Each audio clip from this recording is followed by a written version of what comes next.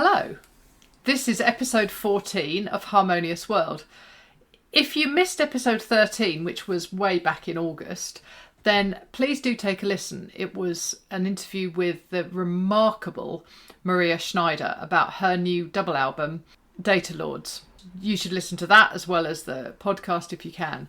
Today I'm joined by Toby Jepson, who's an old friend of mine. I played in his band Little Angels back in 1991. We had a remarkable gig at Hammersmith Odeon, and then that was recorded on video as well.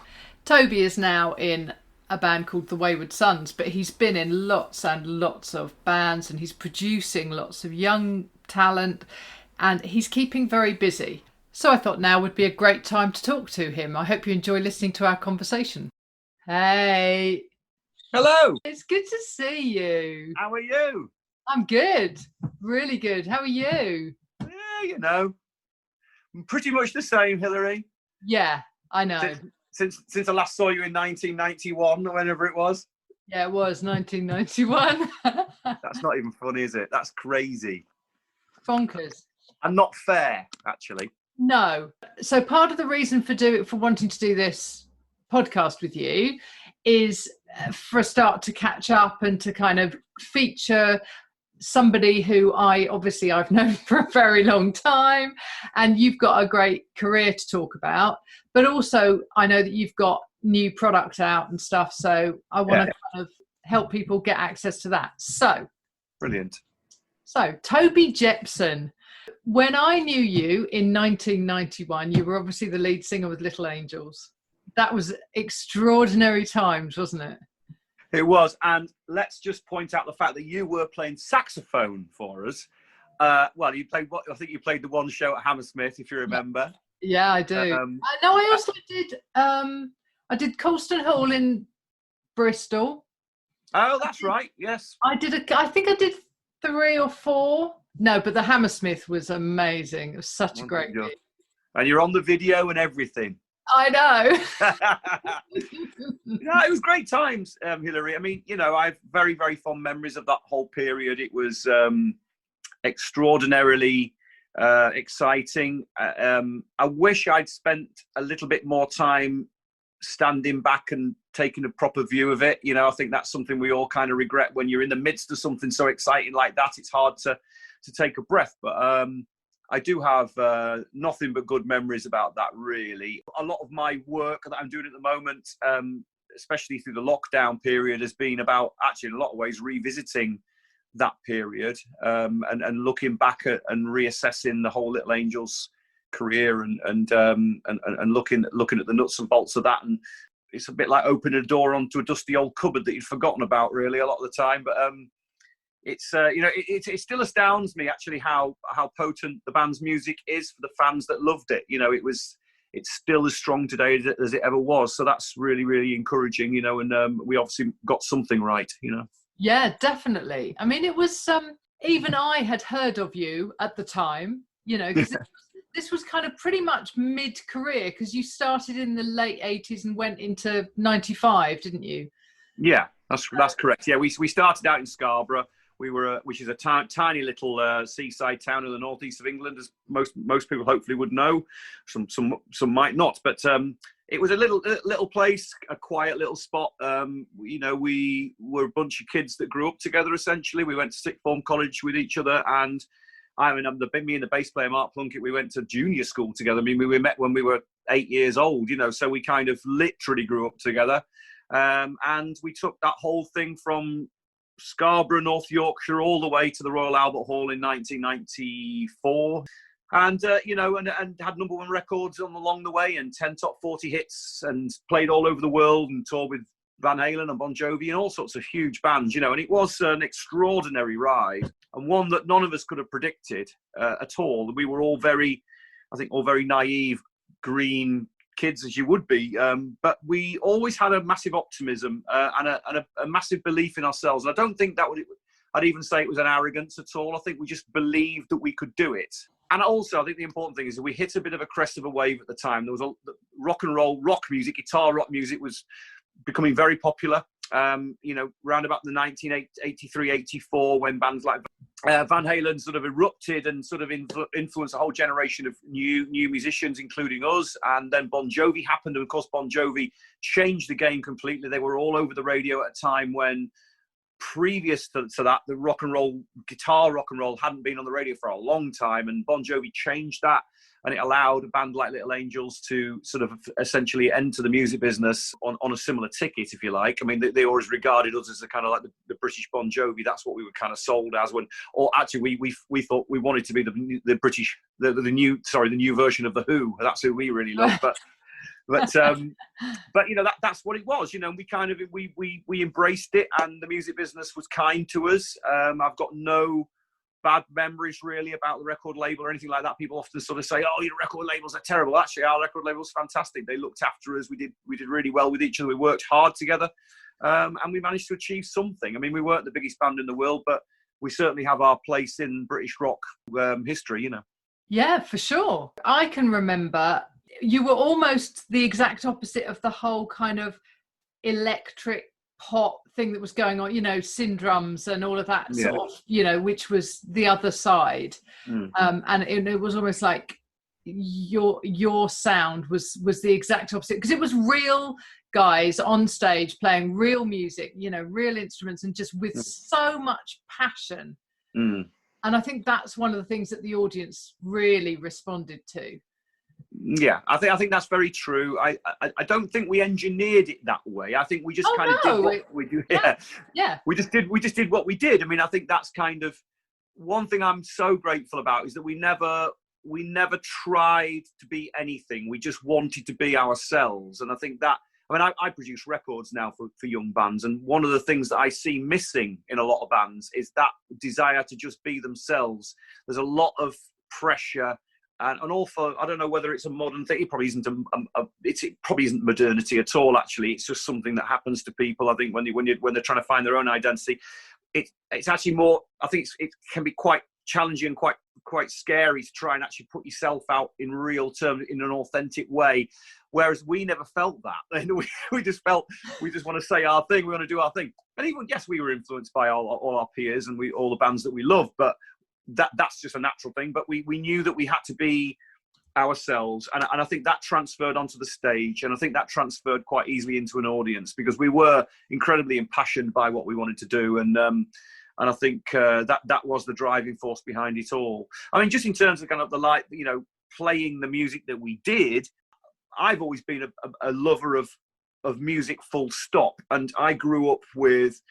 I was heavily influenced by classic rock or hard rock at the time, but I was just as influenced by the punk movement. And I personally was just as influenced by a lot of those great, what I would call real pop bands, like bands like Duran Duran and, the Boomtown Rats and, the Stranglers and people like that. They have just as much of a place in my heart as any other like hard rock band did, because they were real guys on stage playing real instruments. I mean, Duran Duran always were an incredible live band and still are, so I think we just took all of those things, and because we were all influenced by so many different aspects of modern music at that time, we put it all into Little Angels, and it became a kind of melting pot, really. But what we did know is that we wanted to be a great live band, and we put so much emphasis on that. I think we were a better live band than we were in the studio, Yeah, I think that's true. But you didn't rely on special effects or big staging or anything. It was literally you guys on stage with a couple of risers for the horn section and for Mickey at the back on the drums, and that was pretty much it. That's true. I mean, we tried to be extravagant, but we always failed at it, because we sort of, I suppose, it didn't come easy and natural to us, because we'd always spent so much time. We used to rehearse 6, sometimes 7 days a week, sometimes for 4 or 5, sometimes 8 hours a day. I mean, especially when we were working up towards a tour, we were never out of a rehearsal room. And we used to rehearse in this mucky old barn in a little village called Rillington outside of Scarborough. And it literally was an old hayloft that we converted. And so our environment that we did our thing in was on a farm, a bunch of kids from a local town. It was all about volume and fun and having a great time with each other. And so we didn't naturally, I think, feel the pull of theatre, if you know what I mean. It was more about the visceral energy of making music, and so we kind of didn't really put much emphasis on that. Later on, so I think the Young Gods tour, the tour that you played on, was about as extravagant as it got. We had some backdrops and we had we had a few moving lights, but that was kind of it. I even remember when we did the Jam tour, which was the album that we had the #1 record with. We actually said to ourselves, I remember we were sat around in this meeting discussing the touring, and we went, well, we just want to sound good. We're not bothered about the lights. We're not even bothered about having a lighting director. Let's just find someone who's willing to do it and just chuck some lights in the roof and that'll do. We weren't concerned about that. It was about the performance. It was about our personalities. It was about the songs. Yeah. And it's interesting you say that about the personalities, because obviously I got to know you all really well because Alan was tour managing for a little while, and I played with you and that sort of thing. But I think that even for your audience, you were all individuals, and it was very clear who everybody was, and you were all so different. You were a band of people who just played together and just clearly enjoyed it. I didn't know that you'd all been at sort of sixth form college together. Oh God, yeah, absolutely. I think you're absolutely on the money there. I think that great bands are the composition of the parts. I think the bands that make it and survive are bands that recognise each other's differences and learn to live with them. And that in itself is a challenge when you're in a band, because bands are the hardest things that you'll ever be. If anyone watching or listening to this rather, as in a band, will understand what I'm talking about. It's very hard to manage those personalities and find breathing space for each of you, especially when you're young people. We were 5 young men. Yes, we'd grown up together. Yes, we'd been to sixth form college with each other. But once you get into a situation where you sign to a record label and you're touring the world and you're mixing with the upper echelons of the business, which we were doing, things change. Personalities are challenged. It's hard to manage that. Your mental health is challenged. There's all sorts of things about it that go unspoken. And you find yourself, I can remember, situations where I found myself in a hotel in Germany on my own, worried to death about whether my voice was going to survive, whether the band were any good, whether, we really had a right to be there. It's that kind of imposter syndrome where you're looking over your shoulder thinking, is anyone going to find out whether I actually should be here or not? It's that sort of thing, because nobody tells you that stuff. No one helps you manage your mental health when you're in a band. Certainly back then, no one cared about mental health issues at all. And I know that I suffered from bouts of depression and worry and concern about it, because why wouldn't I? I was 23 years old with a record deal and the world at my feet, So, and even though that might come across as a positive, that should all be positive, actually it isn't, because when you've grown up in a tiny little town and you've come from a middle-class background, your mum's a housewife and your dad's a teacher, no one prepares you for that. We weren't dragged up through the gutter. We didn't have to survive and fight our way. We were middle-class boys who, just happened to write a few decent tunes and found ourselves with a record deal. And that's hard to manage and hard to navigate. And we didn't have a lot of help with that. I've got to be honest. It wasn't something that we were helped with. And I regret that, really. And I think a lot of the people that were around us, that were part of our team, have a lot to answer for that, really, because we didn't deal with a lot of aspects of it very well. And I'm quite willing to admit that. But it's, at the end of the day, I think that's just growth, and that's what human beings do. You have to navigate your own way, and you've got to somehow come out the other end of it and be able to look back on it and be able to reflect upon it. And I certainly feel massively thankful for the opportunity and massively thankful for what we managed to achieve. But I certainly, if I was managing Little Angels back in that day, I wouldn't have dealt with us in the way that the people that were involved with us did. No, I must admit, it felt to me as a bit as if, I was, I guess, 5 years older than you. I guess I still am 5 years older than you, but something at that time. And there's a massive difference between 23 and 28. Yeah. And I felt like your big sister quite often for all of you. And there were lots of times when we were in hotels and things, and it was like, right, boys, come on, you need to go to bed now. You don't need to be doing this, and do you feel as if now you're obviously working with a lot of other artists? Do you feel that your experience back in the 90s and going, throughout is really helping you now to guide people? Or do you feel that you want to do more of that, hopefully, once we get out of this crazy situation? I think that's totally correct. I think my overriding concern for the young people that I work with, because I do work with a lot of young bands. I mean, not so much at the moment, but I have done. I've spent the last 10 years producing essentially young bands and working. I have a small consultation business called Lightning in a Bottle with a colleague, and our express reason to exist is to give hard, honest truth and guidance to young artists and prepare them for the possibilities of managing the expectations and what the real music business is about. And so I do have a real desire and I feel driven to try and help that, because we were never helped in that way. You know, we had levels of guidance and we had some great advice, but we had some dreadful advice and we had a lot of incredibly bad management. It was pitiful in the way that we were dealt with in a lot of ways, because we weren't treated as individuals, or we weren't treated as young men that needed guidance. We were just treated as a commodity. And it was always kind of explained as, well, this is just the way it's got to be. You know, this is the hard truths of the music business. But we were never really given the facts or given the information we needed to actually make decisions for ourselves, you know. Whereas I'm very concerned with trying to help the people I work with just understand what it really means. I mean, my first question often when I work with a young band is, what are you doing it for? Why are you here? And quite often they can't answer that question, because I sort of say, and I say that with the best intentions, because what I'm getting at is, it's not good enough anymore, if you like, to just want to be in a band. If you want to be professional, you have to have a plan. You have to know that you've got something to say. You've got to have a narrative and a principle behind the reasons why your art is important to you. You can't just exist in this kind of bubble that you just play your guitar or you sing and that's all you need. It's not like that. You can do that with your friends in a garage and have fun. Of course you can. That's what it's all about. The joy of being a musician is really, really important, and that's really needs to be maintained. But within that conversation, if you're trying to be professional, that's a different thing. And you really have to set your stall out. And the other thing is that I've found very difficult in recent years talking to young bands is like I said earlier on, this sense of individuality and having a vision and focusing on a unique vision. Because if you don't have that, you've got no chance at all. Because we are absolutely inundated, overflowing with music these days. It is like white noise out there. There is so much music, so much access to so much music, that it's very hard to get your voice heard unless you're doing something that's unique.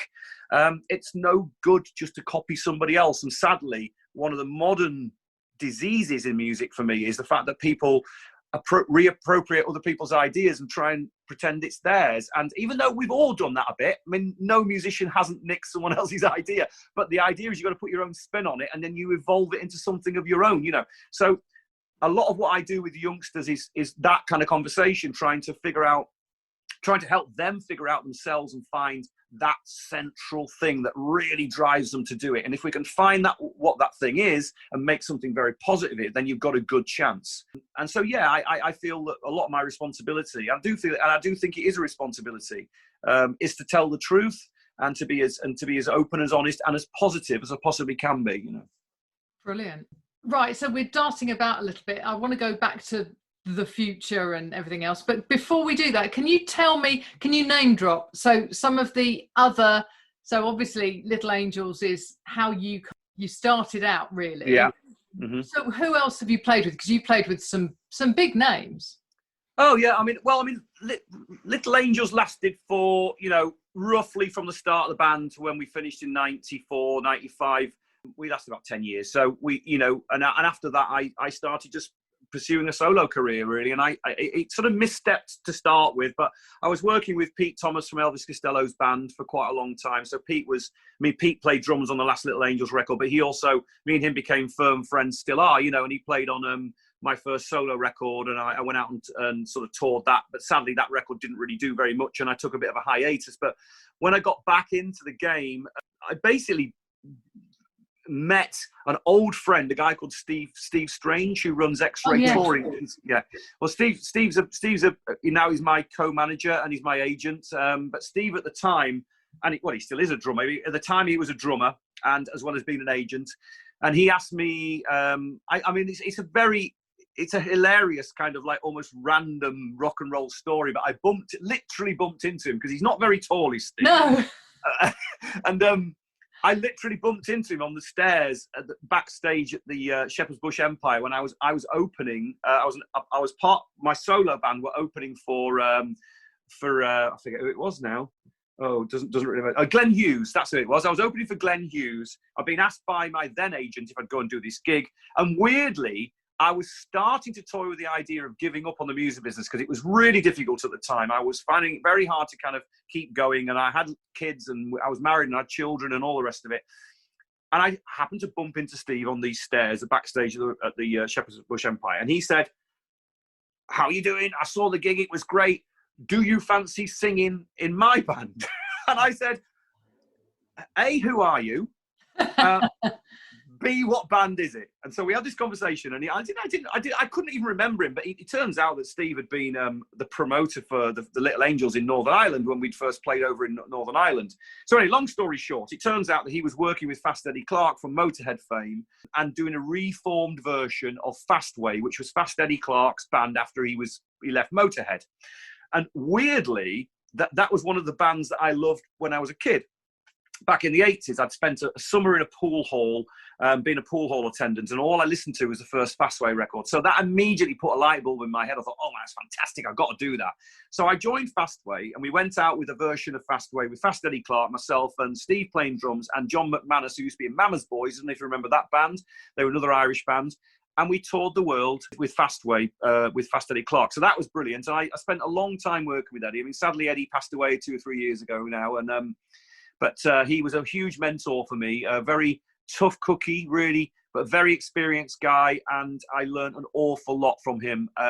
Because I was in that world with Steve and Fast Eddie, I learned a lot of things about how the music business had changed, because I dipped out the music business for 5 or 6 years and didn't, and of course 5 or 6 years out of the music business is a long time, as you know. Yeah.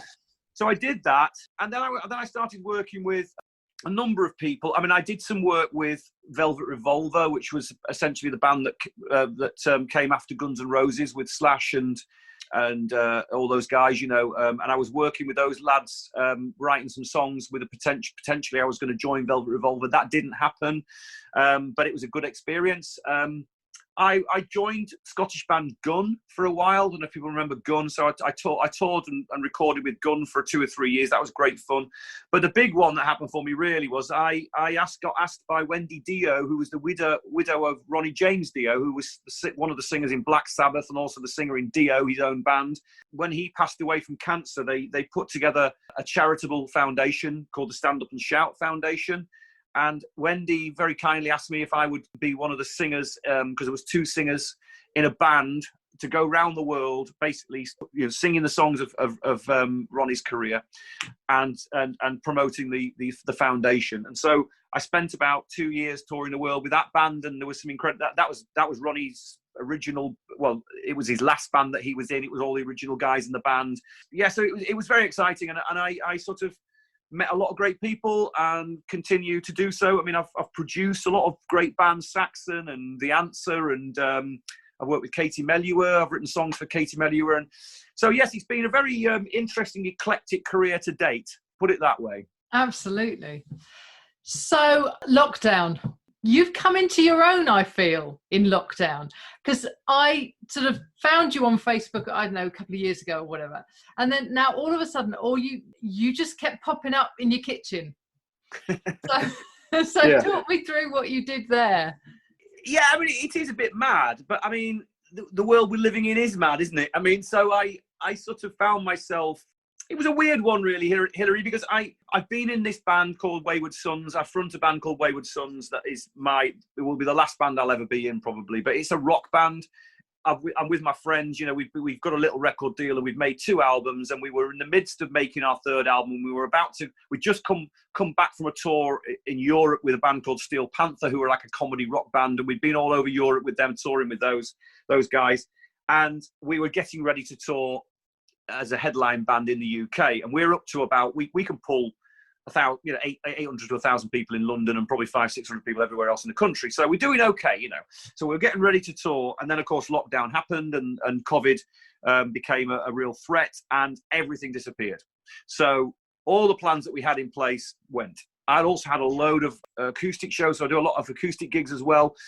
I had a load of those; they disappeared. I was working on a film with my co-writer Dave Kemp, he's a saxophone player, funnily enough, and he was in the Little Angels for a while. But we co-write together quite a lot, and we've been working on a film, and we'd literally just signed some contracts to carry on working on this movie.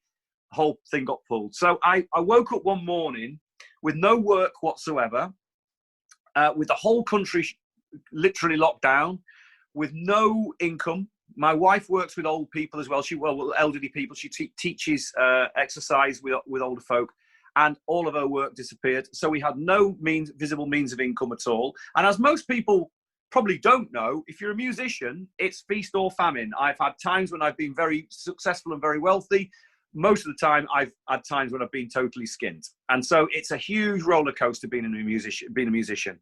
And at this particular point in time, I'm bite in the middle. Not a lot of money, but we're doing okay, sort of thing.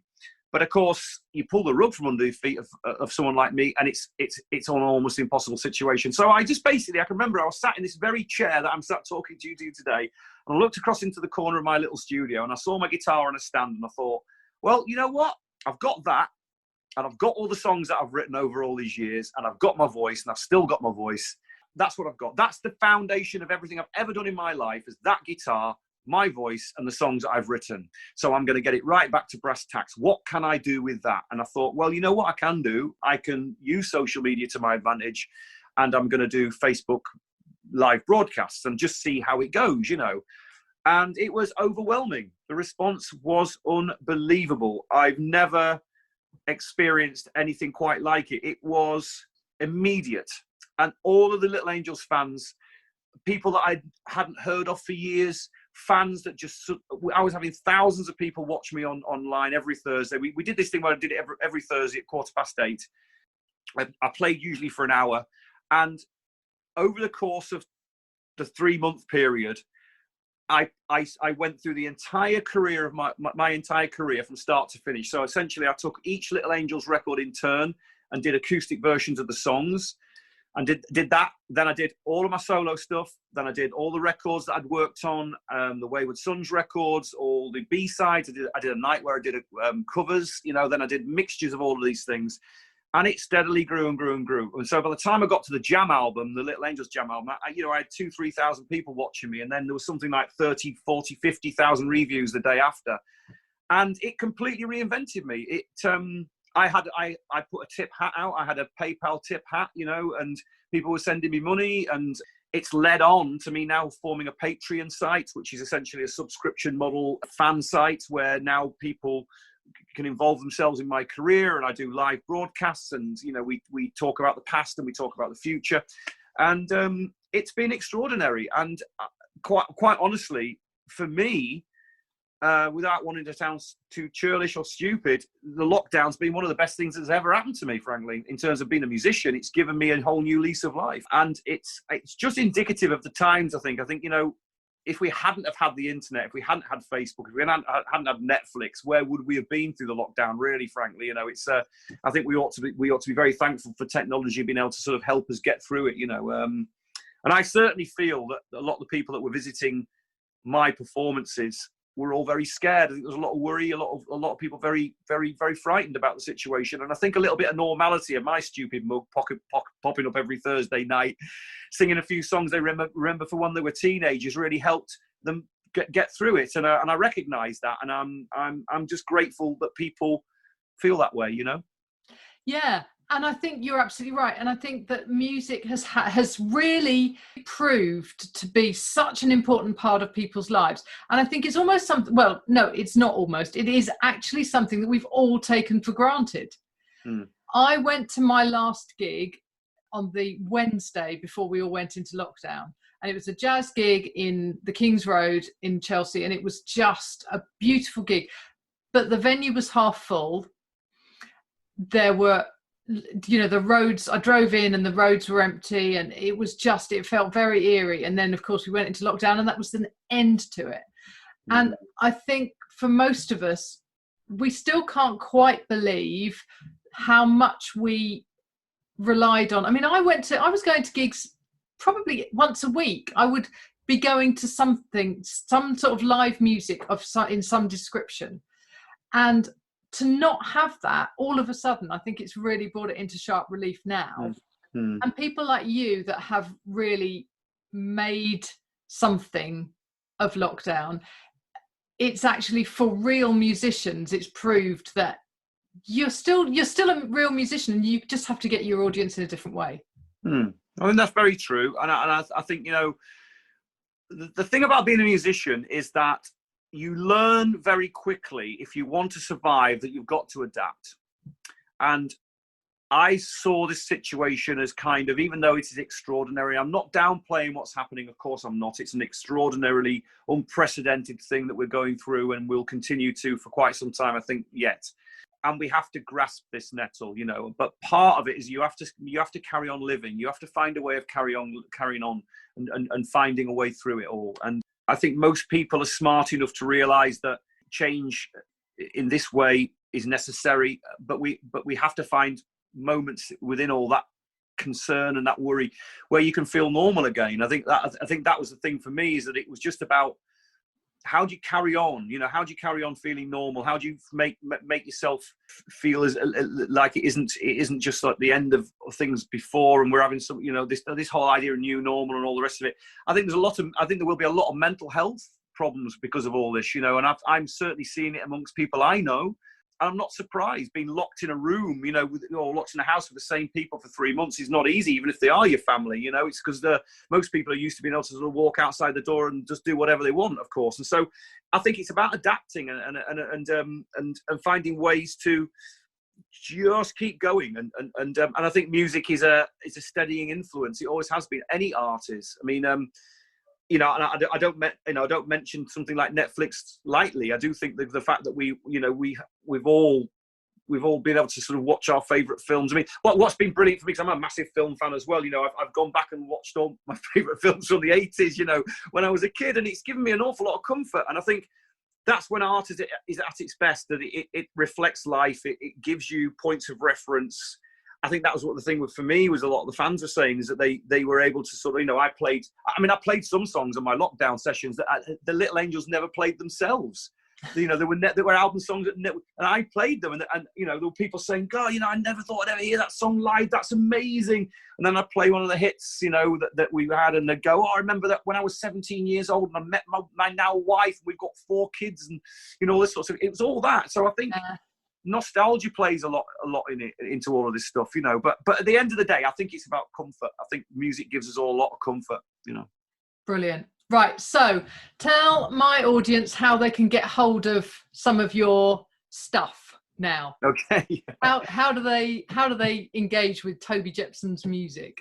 Okay, well, we have a very central hub. It's just my website. I'm a very, very big believer in websites. So we have tobyjepsonofficial.com, where everything can be found that you ever need to know about me. All the links to my Facebook page, my Twitter, my Instagram, all those things are all there. I mean, I'm on Facebook, obviously doing all my performances as well. But I also have a Patreon site, which, you know, is going really, really well. Again, you can access that through the hub.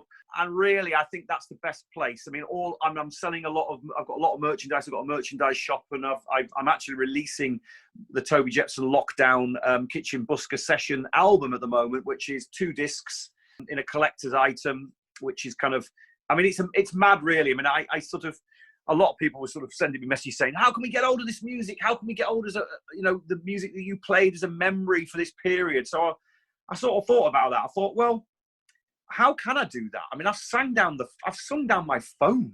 Yeah. You know, how is that audio ever going to be good enough? You know, so I have a friend of mine called Simon Francis, who's a brilliant mastering engineer. And I sent him some of the files. I extracted some of the songs and I sent him the files. I said, do you think we could make this into a record? And surprisingly, he came back and said, actually, it's really surprisingly good quality. It's not hi-fi quality, and it's not going to sound like a proper record. He said, but it is okay. So we've sort of taken a chance, and we've put all of those tracks onto a record, and that's now available. So It's a new frontier, Hilary. What can I tell you, doing all this sort of stuff? But if anyone is interested, like I say, tobyjepsonofficial.com is the place to go. Fantastic. Thank you so much. Well, it was really, really good to catch up after too many years. I know. 30 years or something ridiculous. Mad. Crazy. Thank you so much. I really appreciate your time. No, not a problem. It's a delight. And I know I ramble on, so I do apologise. But that's... You don't need to apologise. It's really interesting. Okay, well, listen, it's great to speak to you again, Hilary. And thank you, everyone, who's listened to this. Really appreciate it. So there we are. That was the remarkable Toby Jepson, who I haven't spoken to for 29 years. It's not quite 30 years. And in fact, I did see him a few times after the events that we talked about in that podcast. Anyway, it was a very interesting chat. I hope you enjoyed it. I have several really interesting musicians fixed up to follow on in the next 3 or 4 episodes of Harmonious World. So I hope you can join me. Meanwhile, please do leave me a review. I really want to improve. So tell me what you think we could do better. And if you'd like to be featured on Harmonious World and you're a musician, then get in touch. Thanks for listening and see you soon.